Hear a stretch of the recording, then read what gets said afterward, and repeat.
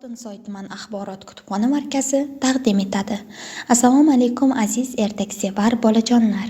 Bugun men sizlar uchun o'zbek xalq ertaklari turkumidan Burgutlar ertagini o'qib bermoqchiman. Bir tog' etagidagi g'orda bir shahzoda, bir ayiq, bir tulki va bir burgut yashar ekanlar. Burgut butun dunyodagi burgutlarning podshohi ekan. Ayiq ham butun dunyodagi ayiqlarning podshohi ekan. Tulki ham dunyodagi barcha tulkilarning podshohi ekan. Kunlardan bir kuni tulki va burgut bir shaharga kelibdilar. U shahar podshohining bir go'zal qizi bor ekan. Tulki aylanib yurib shu qizni ko'rib qolibdi va g'orga kelib shahzodaga qizni juda yaxshilab ta'riflab beribdi. Shahzoda shohning qiziga g'oyibona oshiq bo'libdi. Qizning vasliga yetolmay ko'p vaqt xafa bo'lib yuribdi. Shu vaqtda burgut, ayiq va tulkilar undan nima uchun xafa ekanligini so'rabdilar. Shahzoda: "Menga o'sha shohning qizini olib bersalaringiz, shunda mening vaqtim chog' bo'ladi", debdi. Burgut o'rnidan turib: "Ey shahzodam, aslo tashvish qilmang. Bu ishni tulki bilan ikkimiz bajaramiz", debdi.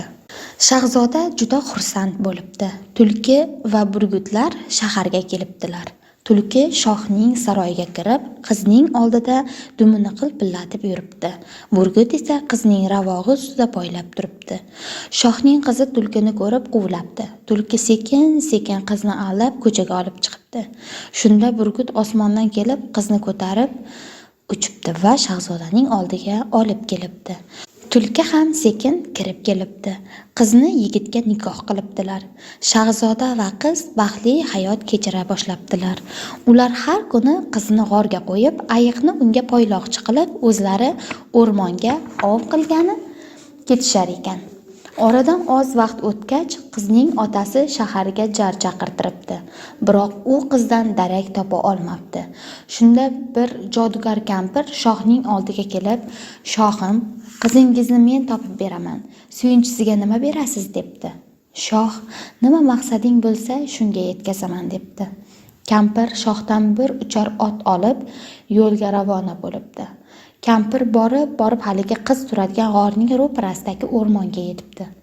Jodugar otini o'rmonga yashirib, o'zi bir musofir odam bo'lib qizning oldiga kelibdi. Shu vaqtda shahzoda, burgut va tulki kelib qolibdilar. Kampir ularga hiyla qilib: "Men musofirman, pulim, molim yo'q. Meni sizlar shu yerda olib qolinglar. Men sizlarning ovqatlaringizni pishirib berib yuray", deb yig'labdi. Shahzodaning kampirga rahmi kelib, g'orga olib kirib ketibdi.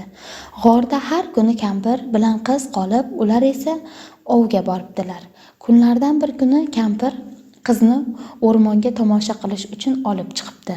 So'ngra jodugar qizga uchar otni ko'rsatib, "Qani shu otga bir minib ko'raylik-chi", deb qizni mindiribdi va o'zi ham minib qizni otasi shoh oldiga olib kelibdi.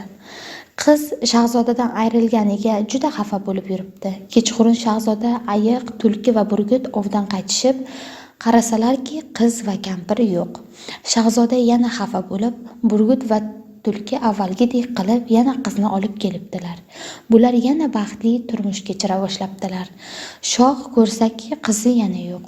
U darhol butun askarlarini to'plabdi. Jodugar kampir yo'l ko'rsatibdi. So'ngra shoh barcha askarlari bilan g'or oldiga kelibdi va: "Hoy shahzoda, nima uchun sen mening qizimni olib qochding? Kel, urush qilamiz.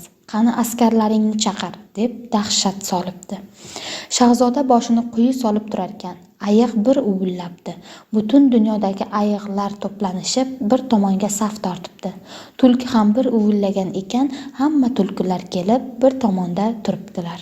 Burgut esa bir qichqirgan ekan, butun dunyodagi burgutlar tog'lardan toshlarni ko'tarib kelib tepada turibdilar.